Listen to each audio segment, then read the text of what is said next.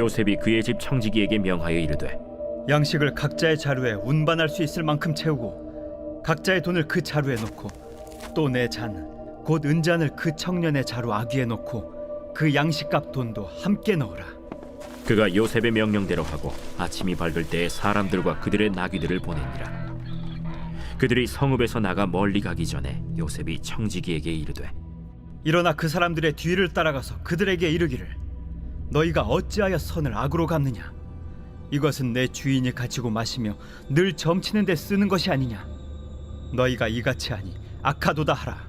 청지기가 그들에게 따라가서 그대로 말하니 그들이 그에게 대답하되 내 주여, 어찌 이렇게 말씀하시나이까?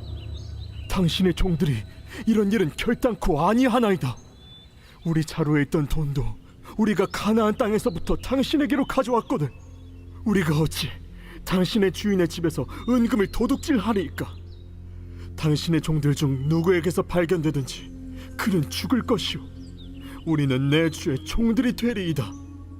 그러면 너희의 말과 같이 하리라. 그것이 누구에게서든지 발견되면 그는 내게 종이 될 것이요 너희는 죄가 없으리라. 그들이 각각 급히 자루를 땅에 내려놓고 자루를 각기 푸니 그가 나이 많은 자에게서부터 시작하여 나이 적은 자에게까지 조사하매 그 잔이 베냐민의 자루에서 발견된지라. 그들이 옷을 찢고 각기 짐을 나귀에 싣고 성으로 돌아가니라. 할렐루야. 월요일 아침 행복한 아침 묵상으로 여러분들께 인사드립니다. 여러분, 사람이 진정 변화되었음을 어떻게 알 수 있을까요? 평소에 그가 말하는 말과 행동들만을 통해서는 그저 단편적인 사실만을 확인하는 것에 불과하죠. 예의상, 상황상 적절하게 대처하는 것만으로 그 사람이 진정 변화되었는지를 판단할 수는 없는 것이죠. 중요한 것은 위기의 상황이 닥쳤을 때 시련과 고난 가운데서 그 사람이 민낯이 드러나게 됩니다. 얼마 전에 개봉했었던 비상선언이라는 영화를 보면 비행기 안에서 생화학 테러로 인해 큰 위기 상황 가운데 처하는 사람들의 모습을 보게 됩니다. 그 재난 가운데에서 사람들은 제각기 위기를 대하는 모습들을 보게 되죠.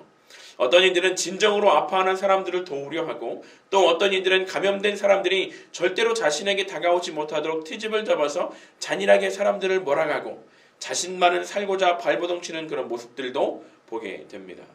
즉, 위기의 상황 가운데서 우리는 자신의 본 모습이 적나라하게 드러나게 되는 것들을 보게 되는 것이죠.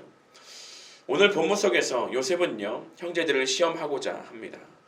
그들은 바로 얼마 전 식탁에 둘러앉아 함께 먹고 마시며 즐거워하였던 형제들인 것이죠.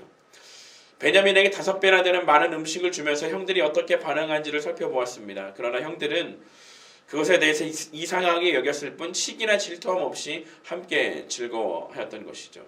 이에 요셉은 다시 한번 그들에게 위기의 상황을 만들어서 형들의 진정한 모습을 보고자 합니다. 여러분, 형제들을 시험하고자 하는 요셉을 보면서 어떠한 생각을 가지게 되십니까? 정말 그들을 극한의 상황으로 몰아넣어서 처벌하기 위한 목적으로 형제들을 시험하는 것일까? 자신을 애굽에 팔아버렸던 것처럼 베냐민도 애굽에 팔아버리고 변함없이 자신들의 목숨을 건지고자 할 형제들을 생각하면서 벌하기 위해서 그들을 시험하는 것일까요? 요셉은 청지기에게 형제들을 올가맬 작전을 설명하면서 매우 마음을 졸였을 것입니다. 진짜로 20년 전 그때처럼 막내 베냐민을 버리고자 하면 어떡하지? 요셉의 이 시험의 목적은 형들을 벌하기 위한 것이 아닙니다. 오히려 형들을 용서하기 위함인 것이죠. 이 시험은 어떻게 보면 형제들에게는 용서를 받을 기회였고 요셉에게는 용서할 수 있는 기회였던 것입니다. 사랑하는 성도 여러분, 때로 하나님은 우리를 시험하고자 하실 때가 있습니다. 우리의 믿음이 과연 진정한 믿음인가를 시험하고자 하는 것이죠. 여러분, 하나님이 우리를 시험하고자 하시는 목적이 무엇일까요? 우리를 심판하고 정죄하고자 하시는 것일까요? 결코 그렇지 않다라는 것이죠. 하나님께서는 때로는 우리에게 시험을 주시는 것은 그 시험을 통해서 더 사랑하고자 하는 것입니다. 더 축복하고자 하시는 것이죠. 그 하나님의 마음이 그 시험 속에 있음을 우리는 기억해야 합니다. 우리는 그 시험 속에서 오히려 우리의 믿음을 더 강건히 하고 더욱 친밀한 하나님과의 관계를 만들어가는 기회로 삼게 되기를 간절히 소망합니다. 요셉은 청지기로 하여금 각자의 자루에 운반할 수 있을 만큼 양식을 가득 채우고 각자의 돈도 그 자루에 채우도록 합니다. 그리고 특별히 막내 베냐민의 자루에는 요셉의 은잔을 넣도록 하였던 것이죠. 그리고 형제들이 출발한 후 곧이어 추격대를 붙여 그들을 따라잡도록 합니다. 청지기는 성읍에서 멀리 가기 전에 그들을 따라잡고는 그들을 추궁하기 시작하죠. 너희가 어찌하여 선을 악으로 갚느냐? 내 주인이 마시며 늘 점치는 데 쓰는 은잔을 너희가 훔쳐갔도다. 당연히 형제들은 그것에 대해서 극구 반대합니다. 당신의 종들이 이런 일을 결단코 아니하였나이다. 만약 주의 종들 중에 누구에게서 발견되든지 그는 죽을 것이요 저희도 주의 종이 될 것입니다. 그러자 청지기는 요셉에게 들은 대로 이렇게 이야기하죠. 10절 말씀해 보니까 그가 이르되 그러면 너희의 말과 같이 하리라. 그것이 누구에게서든 발견되면 그는 내게 종이 될 것이요 너희는 죄가 없으리라. 즉 은잔이 발견된 사람만 종이 되고 나머지에게는 죄를 묻지 않을 것이라 라고 이야기하고 있는 것입니다. 그리고 청지기는 곧 그들의 짐을 수색하기 시작합니다. 하나하나 짐을 열 때마다 사실 형제들은 굉장히 불안한 모습을 보였을 것입니다. 왜냐하면 각자의 짐에 양식뿐만 아니라 그들의 돈이 그대로 들어있었기 때문인 것이죠. 그리고 마침내 베냐민의 집에서 그 은잔이 발견되고야 맙니다. 두둥. 형제들은 최악의 위기를 직면하게 됩니다. 그들이 그렇게 부인했었던 것이 바로 눈앞에 펼쳐진 것이죠. 이제 베냐민은 애굽의 종으로 남을 위기에 처했습니다. 요셉이 애굽의 종으로 팔렸던 그 상황과 유사한 상황을 맞이하게 되는 것이죠. 형들은 청지기가 말한 대로 베냐민만 넘기고 넘어갈 수도 있는 상황입니다. 그런데 그들은 베냐민과 함께 애굽에 남는 쪽을 택하게 됩니다.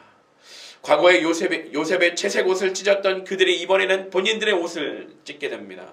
과거에는 요셉을 노예로 팔아버렸던 그들이 이제는 자진해서 스스로 노예가 되는 길을 선택하고 있는 것이죠.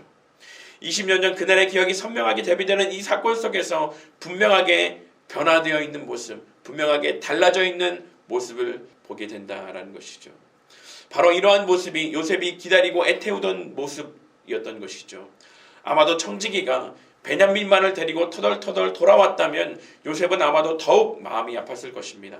그러나 모든 형제들이 종이 되기를 자처하며 함께 돌아오는 것을 보았을 때 요셉은 크게 기뻐하였을 것입니다. 우리를 향한 하나님의 마음도 그러하지 않을까요? 위기와 시련 가운데 그것을 온전히 이겨내고 믿음을 증명하였을 때 하나님도 우리를 바라보면서 더욱 기뻐하고 기뻐하지 않았을까를 묵상해 봅니다. 사랑하는 성도 여러분, 때로 하나님의 시험하심 가운데 우리가 위기와 고난을 만나게 된다고 할지라도 결코 실망하거나 낙심하지 않고 그러한 위기를 축복으로 바꾸는 은혜가 우리의 삶 가운데 가득하기를 주님의 이름으로 간절히 축원드립니다. 그럼을 통해서 우리의 삶이 하나님이 기뻐하시는 그런 삶으로 나아가는 저와 여러분들의 모든 삶이 되기를 축복드립니다. 함께 기도하겠습니다. 사랑과 능력의 주님, 우리 삶 속에서 하나님이 때로 우리를 위기 가운데 시련 가운데 거하게 하심을 경험하게 됩니다. 그러나 이제는 원망하거나 낙심하는 모습이 아닌 이 위기를 하나님을 만나고 더욱 가까이 하는 기회를 삼을 수 있는 우리 모두가 되게 하여 주시옵소서. 그러므로서 더욱 하나님의 기쁨이 되는 은혜가 우리 삶 가운데 가득하게 하여 주옵소서. 거룩하신 예수님의 이름으로 간절히 기도합니다. 아멘.